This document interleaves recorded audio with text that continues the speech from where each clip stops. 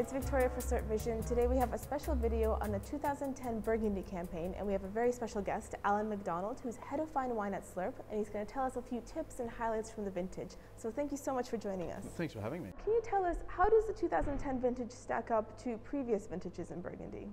I mean, 2010 is a remarkable vintage. There's no doubt about it.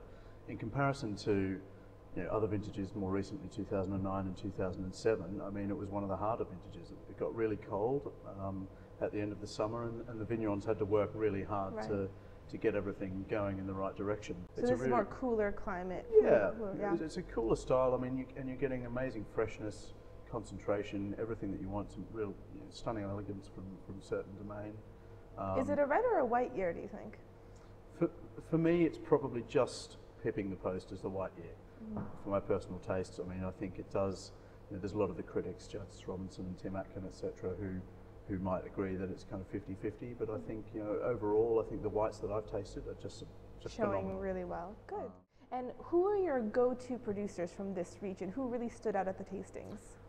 For me, I mean, I loved William Fèvre's Chablis. I just think they have beautiful wines. Yeah. They've always made great wines, but I think 2010 they've just been kicking goals.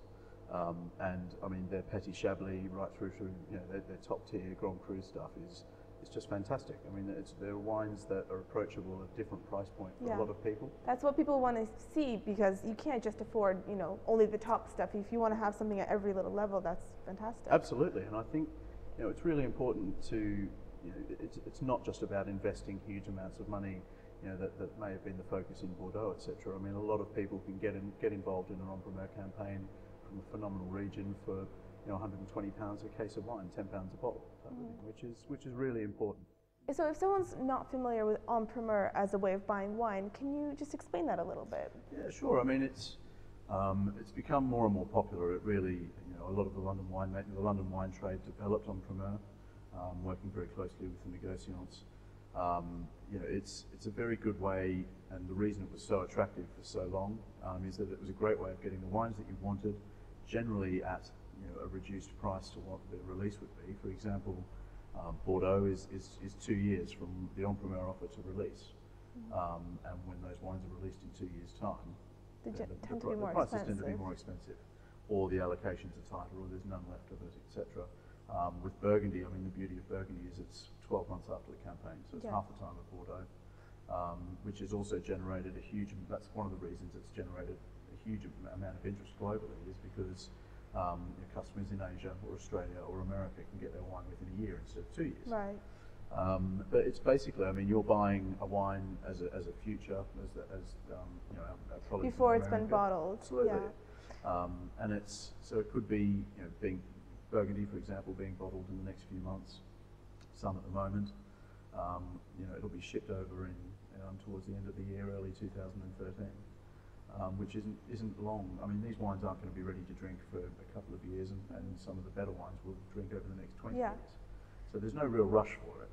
And you're paying the price now of the actual wine. When it arrives, you pay the duty and the tax. Is that right? It is. I mean, you can choose. I mean, we've got great ties with some bonded storage facilities in and around the UK, so we can suggest have it stored, if you wanted to keep your wine for a few years, whether it was for an investment purpose or whether you just didn't want it at home for too many temptations.